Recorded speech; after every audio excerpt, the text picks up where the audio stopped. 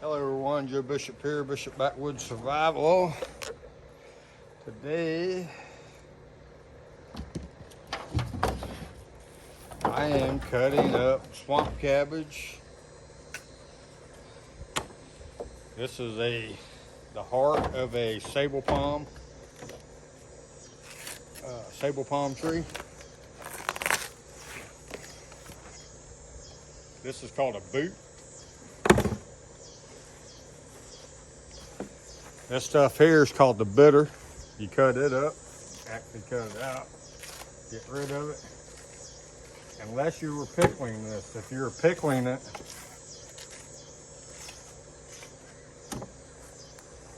you would keep it. But you got a thick side here. See the thick side? And you got a thin side. You take your blade and you run it down that thin side, down that boot. And that would peel right on off, like so. I still got some bitter there. I'm going to take my blade around the top of that bitter.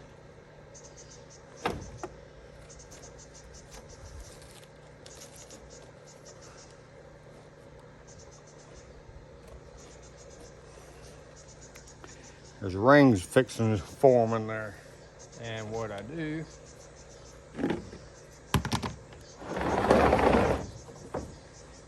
take a knife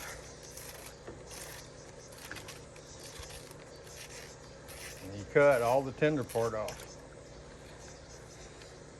See all the rings in there now? And you go down the thin side.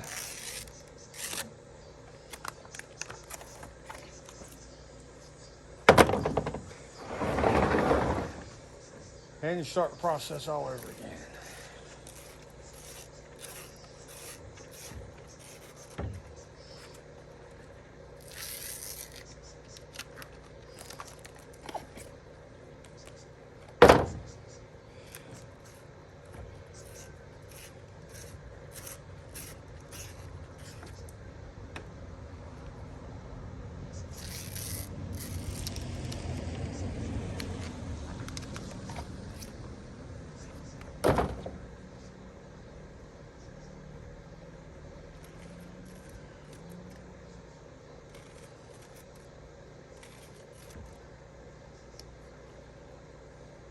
You need it raw.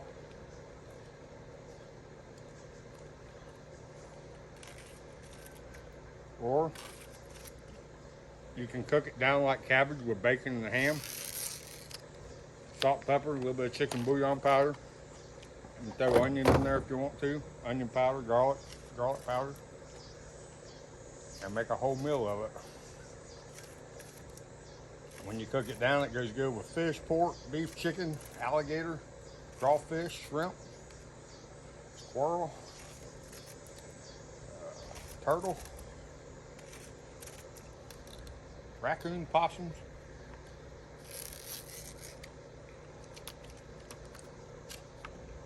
As you get to the end of the boot, it starts getting really tough.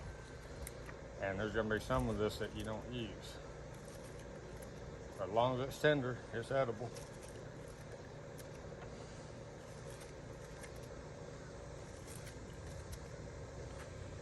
Alright.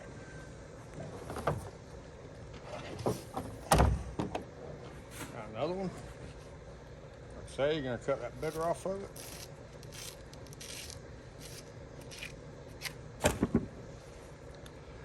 Cut that one just perfect because I'm right at the rings in there.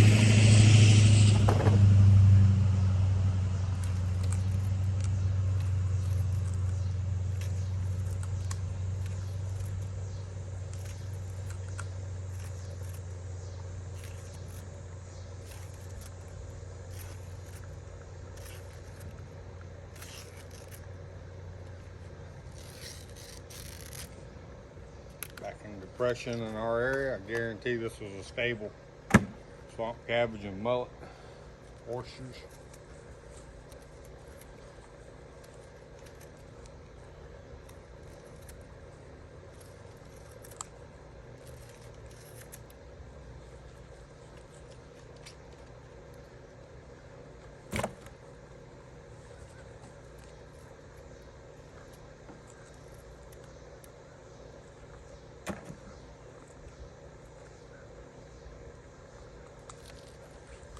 This part here is a new frond coming out.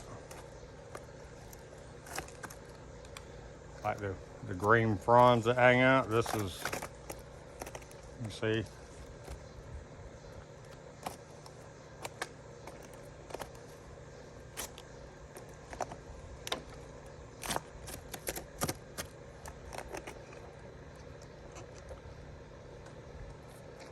Got any geisha people out there?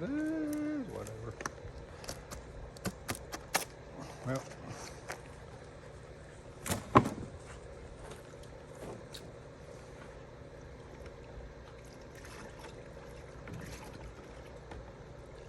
That's what it looks like when it's all cut up. There's a bunch more. There's probably about 3 gallons in this bucket right now. I've got soaking in sugar water to keep it white. This here is actually going to be used on some harder farm salad for a festival that we have coming up. This is some of the fiber that's in here. Native Americans use this. Use the sable palm for everything from making clothing to making nets to making their houses. And if they were smart, they would have used like one of these boots to cover up like their legs and stuff for like when they went to war, because I bet one of them 40-pound bows would stop. I bet that'd stop an arrow with a point on it. But they would, they made this, they use it to make rope.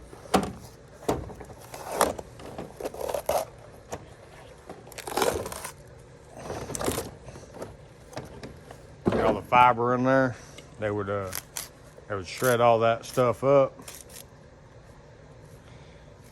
let dry out, and they can make a rope out of it by doing a reverse twist.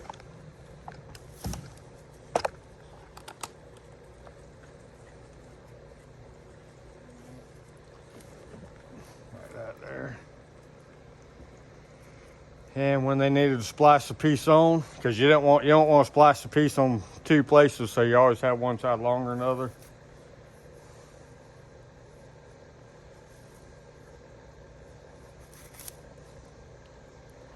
So what you do, you get your longer piece, kind of twist it up good, put it in there, and twist it around, and then you ply it again and again. And try to go down, because like I said, you don't want a weak spot in the same spot. So now you gotta add on more to this side. So you grab you another piece. And people that did this because they had to do it would make some really fine looking rope out of it. And you do the same thing, and then you ply it together, and then you keep on plying it and plying it. All it is you're twisting. Do it right here, so have that hold it like so. What you're doing is you're twisting everything to the left, and then you twist everything to the right. I mean, you twist the bundles to the right like so.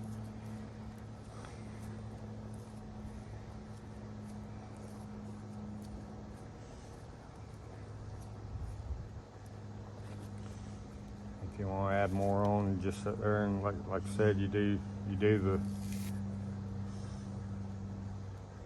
You don't want to do it in the same spot, so you twist around, do it like so, and go down a little bit.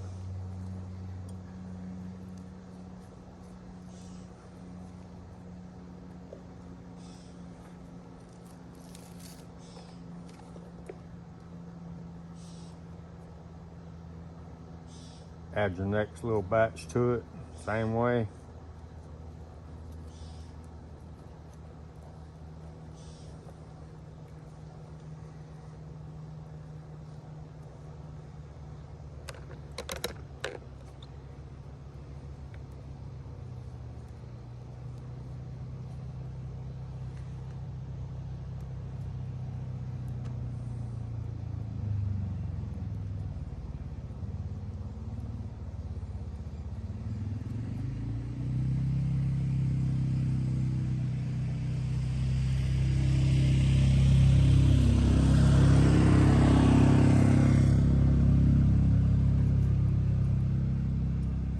And what you do, you take that off like so.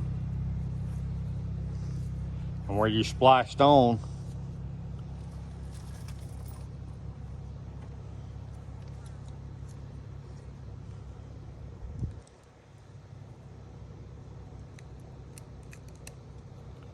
just trim it up.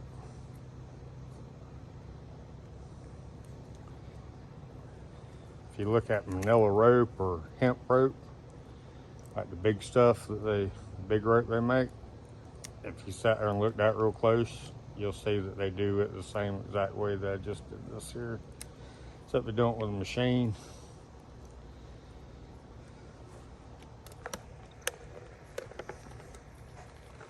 There you go. And you sit there as long as you got material. And you can do this with all kinds of stuff. You can do it with yucca plant. You can do it with different types of grasses. You can do it with bark off certain trees, as long as it's pliable. If it's, when you dry it out, if you soak it after you dry it out and it gets kind of stiff, you soak it in water, you get more pliable, and it works. But the Native Americans would use this part of it for their lead and cork lines and just rope in general and the hang stuff.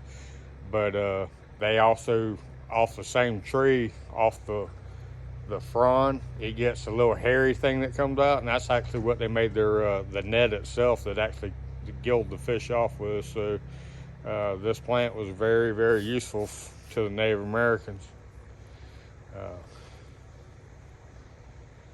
You make snares out of that, natural snares. You just, when you do it, you want to just trim up some of that. I mean, you don't want it off. This is kind of rough, but you can make that stuff look real pretty when you get done with it. But I'm Joe Bishop, Bishop Backwoods Survival. If you ain't practicing your skills, when it comes time to use them, you won't have them. So get out and practice.